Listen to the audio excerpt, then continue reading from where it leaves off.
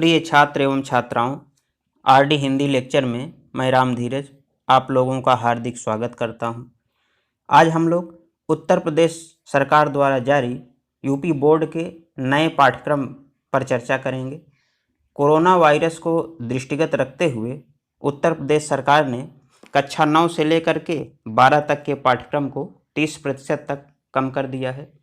अब हमारी 2021 की बोर्ड परीक्षा इसी पाठ्यक्रम के अनुसार होगी। यह हमारे लिए एक सुनहरा अवसर है जब हम इस पाठ्यक्रम को अध्ययन करके बोर्ड परीक्षा में अच्छे अंक प्राप्त कर सकते हैं। तो आइए हम देखते हैं कि हमारे पाठ्यक्रम से कौन कौन से पाठ हटाए गए हैं। तो पहले हम गद्य खंड पर विचार करते हैं। हमारे गद्य खंड से 3 पाठ हमारे पाठ्यक्रम से हटाए गए हैं, जिनमें तीसरा पाठ है क्या लिखूं पद्मलाल पुन्नालाल बख्शी का, 5वां पाठ ईर्ष्या तू न गई मेरे मन से रामधारी सिंह दिनकर का, एवं 7वां पाठ पानी में चंदा और चांद पर आदमी जो जयप्रकाश भारती का है। यह 3 पाठ हटा दिए गए हैं। इस तरह से हमारे गद्यखंड में केवल 4 पाठ बचे हैं। मित्रता रामचंद्र शुक्ल, ममता जयशंकर प्रसाद, भारतीय संस्कृति डॉक्टर राजेंद्र प्रसाद, अजंता भगवत शरण उपाध्याय। हमें केवल इन्हीं 4 पाठों का ही अध्ययन करना है। अब आइए काव्यखंड को देखते हैं। तो काव्यखंड में जो हमारा 5वां पाठ है सुमित्रानंदन पंत का, इनकी कविता चंद्रलोक में प्रथम बार, इसे हमारे नए पाठ्यक्रम से हटाया गया है। 6ठे पाठ महादेवी वर्मा से वर्षा सुंदरी के प्रति, इस कविता को हटाया गया है। उसके बाद 8वां पाठ है माखनलाल चतुर्वेदी का, इनकी 2 कविताएं हैं पुष्प की अभिलाषा और जवानी, तो इनकी जवानी कविता को भी पाठ्यक्रम से हटा दिया गया है।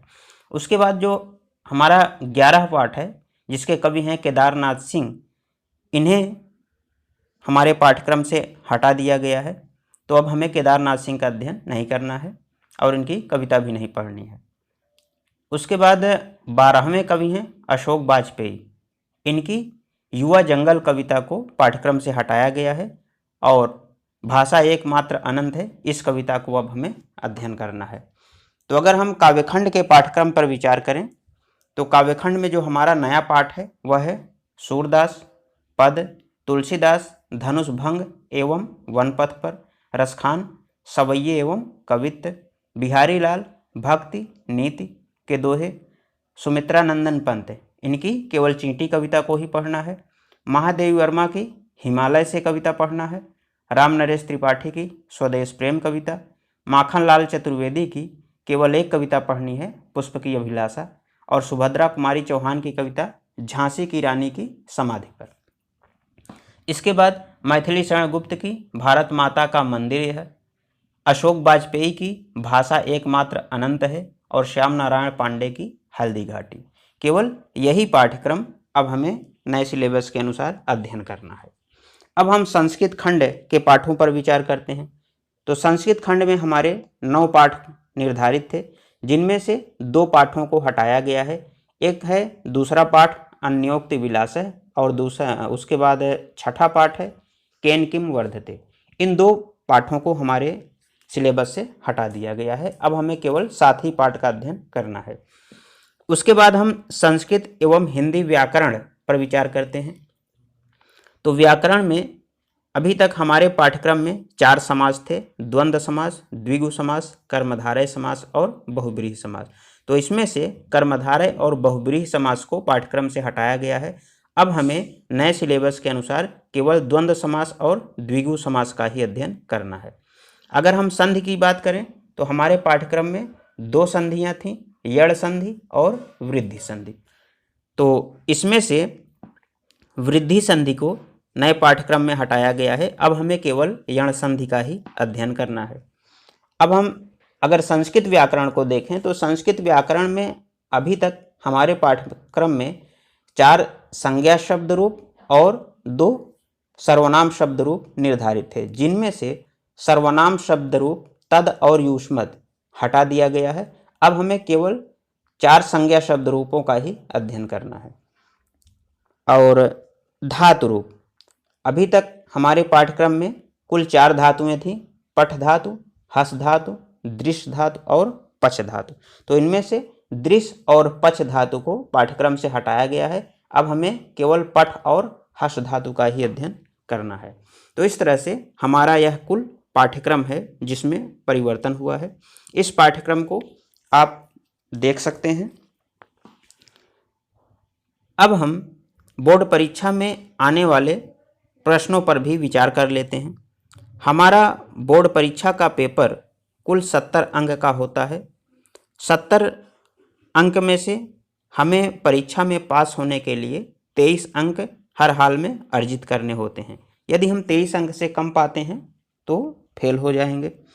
यूपी बोर्ड ने बोर्ड परीक्षा के लिए जो पाठ्यक्रम निर्धारित किया है, इससे कैसे प्रश्न आएंगे, अब हम इस पर विचार कर लेते हैं। हमारे पहले प्रश्न के 2 खंड होंगे, का खंड और खा खंड। खंड का से हिंदी गद्य के विकास का संक्षिप्त परिचय पूछा जाएगा, जिसमें शुक्ल तथा शुक्लोत्तर युग से 5 बहुविकल्पीय प्रश्न आएंगे। उसके बाद खंड खा के अंतर्गत हिंदी पद्य साहित्य के विकास का संक्षिप्त परिचय पूछा जाता है, जिसमें 2 कालखंड हैं, रीतिकाल और आधुनिक काल। आधुनिक काल में भी हमें भारतेंदु युग, द्विवेदी युग, छायावाद, प्रगतिवाद, प्रयोगवाद और नई कविता, इन विभिन्न कालों की प्रवृत्तिगत विशेषताओं, उनके कवियों और उनकी रचनाओं से संबंधित प्रश्न पूछे जाएंगे। ये भी 5 अंक के प्रश्न आएंगे। अक्सर 3 प्रश्न इस भाग से पूछे जाते हैं। प्रश्न नंबर 2 के अंतर्गत हमारे गद्य खंड से प्रश्न पूछे जाते हैं। इनमें 2 गद्यांश दिए जाते हैं, जिनमें से किसी एक गद्यांश पर आधारित प्रश्नों को हमें हल करना होता है।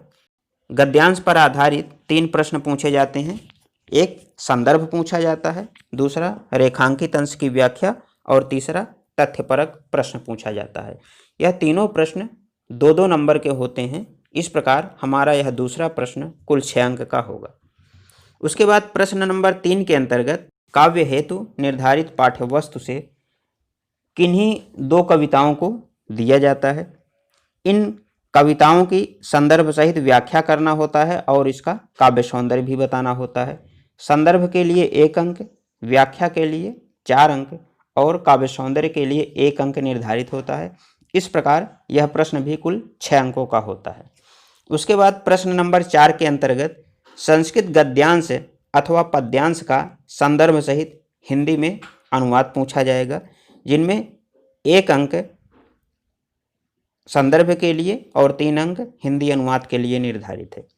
प्रश्न नंबर 5 के अंतर्गत हमारे निर्धारित पाठ के लेखकों एवं कवियों का जीवन परिचय एवं रचनाएं पूछी जाती हैं। एक जीवन परिचय हमें गद्य से लिखना होता है और एक जीवन परिचय हमें काव्य से लिखना होता है। जीवन परिचय के लिए 2 अंक और रचना का नाम बताने के लिए 1 अंक निर्धारित होता है। इस प्रकार प्रश्न नंबर 5 के अंतर्गत खंड का एवं खंड खा से 3-3 नंबर के 1-1 जीवन परिचय हमें लिखने होंगे। प्रश्न नंबर 6। प्रश्न नंबर 6 के 2 खंड होते हैं, खंड का एवं खंड खा। खंड का के अंतर्गत हमें संस्कृत के निर्धारित पाठों से कंठस्थ किया हुआ कोई एक श्लोक लिखना होता है जो कि प्रश्न पत्र में ना आया हो। खंड का के अंतर्गत संस्कृत के निर्धारित पाठों पर आधारित 2 अति लघुत्तरीय प्रश्नों के उत्तर देने होते हैं और यह उत्तर हमें संस्कृत में ही देना होता है। इसके लिए भी 2 अंक निर्धारित होता है। प्रश्न नंबर 7 के अंतर्गत काव्य सौंदर्य के तत्व पूछे जाएंगे, जिसमें 3 चीजें हैं, रस, अलंकार एवं छंद। रस के अंतर्गत हास्य एवं करुण रस है, जिसकी परिभाषा, उदाहरण एवं पहचान पूछी जाती है। कहने का तात्पर्य है कि कभी हमसे सीधे पूछ लिया जाता है कि हास्य एवं करुण रस की परिभाषा बताइए और एक उदाहरण दीजिए, और कभी कभी उदाहरण दे करके यह पूछा जाता है इस उदाहरण में कौन सा रस है, उसका अस्थायी भाव बताइए। प्रश्न नंबर 7 के खा में अलंकार पूछा जाता है, जिसमें 3 अर्थालंकार हैं, उपमा, रूपक और उत्प्रेक्षा। इनकी भी परिभाषा एवं उदाहरण पूछा जाता है। प्रश्न नंबर 7 के ग में छंद है, जिसमें सोठा और रोला 2 छंद निर्धारित हैं। इन दोनों छंदों के लक्षण, उदाहरण और पहचान पूछी जाती है। ये भी 2 अंक का होता है। इस तरह से प्रश्न नंबर 7 हमारा कुल 6 अंकों का होगा। प्रश्न नंबर 8, इसके अंतर्गत हिंदी व्याकरण एवं शब्द रचना के तत्व पूछे जाते हैं और यह बहुत ही महत्वपूर्ण प्रश्न होता है और यह कुल 11 अंकों का होता है, जिसके 5 खंड होते हैं।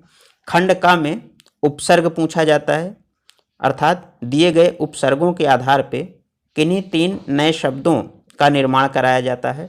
हमारे सिलेबस में कुल 11 उपसर्ग हैं। आ, अन, अधि, अप, अनु, उप, सह, निर, अभि, परि, सु। इन्हीं 11 उपसर्गों में से हमें किन्हीं 3 उपसर्गों से नए नए शब्द बनाने होते हैं। खा के अंतर्गत प्रत्यय पूछा जाता है, जिसमें आई, त्व, ता, पन, वा, हट, वट ये प्रत्यय पूछे जाने हैं। तो इन्हीं प्रत्ययों को हमें तैयार करना है। उसके बाद ग के अंतर्गत समास पूछा जाएगा, जिसमें केवल 2 समास आएंगे, द्वंद्व समास और द्विगु समास। घ के अंतर्गत तत्सम और तद्भव शब्द पूछे जाते हैं और अंगा के अंतर्गत पर्यायवाची पूछा जाता है, जिसमें किन्हीं 2 शब्दों के 2 पर्यायवाची हमें लिखने होते हैं। तो ये पूरा जो है प्रश्न कुल मिलाकर के 11 अंकों का पूछा जाता है।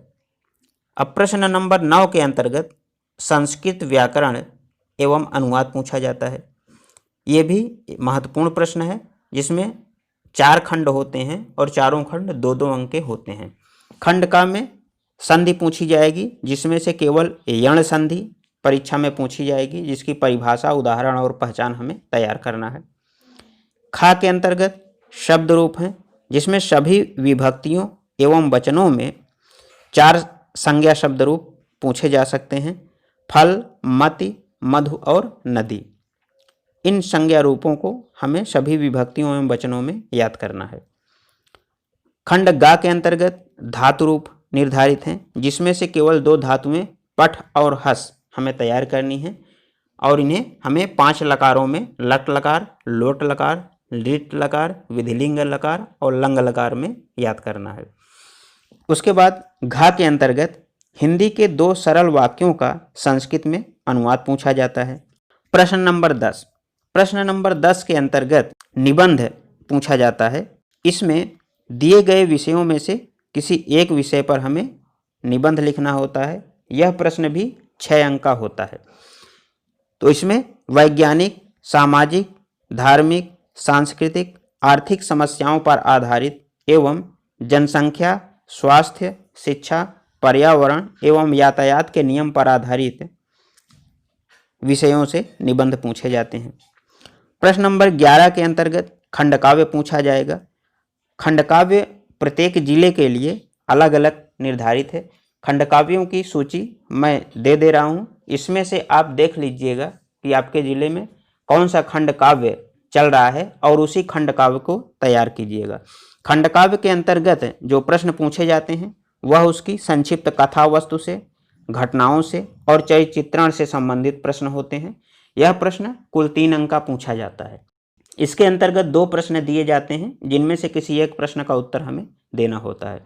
तो इस प्रकार यह हमारा संपूर्ण पेपर कुल 70 अंकों में विभाजित है और इसे हमें इसी क्रम से तैयार करना है। यूपी बोर्ड की वेबसाइट पर जो सिलेबस दिया गया है वह इसी हिसाब से दिया गया है और इसी हिसाब से बोर्ड परीक्षा में प्रश्न भी पूछे जाएंगे। इसके अलावा 30 नंबर का हमारा आंतरिक मूल्यांकन होगा, जिसके अंतर्गत 10-10 नंबर के 3 टेस्ट लिए जाएंगे और यह प्रत्येक दूसरे महीने के अंतिम सप्ताह में आयोजित होगा। हमारा पहला टेस्ट सितंबर महीने के अंतिम सप्ताह में होगा, जिसके अंतर्गत हमारी वाचन क्षमता का परीक्षण किया जाता है, जिसके अंतर्गत भाषण, वाद विवाद, विचारों की अभिव्यक्ति आदि से संबंधित प्रश्न पूछे जाते हैं। हमारा दूसरा टेस्ट नवंबर के द्वितीय सप्ताह में आयोजित होना है, जिसके अंतर्गत व्याकरण संबंधी प्रश्न पूछे जाएंगे। उसके बाद तीसरा जो टेस्ट होगा वो दिसंबर में आयोजित होगा, जो हमारी सृजनात्मक क्षमता की परख पर आधारित होगा।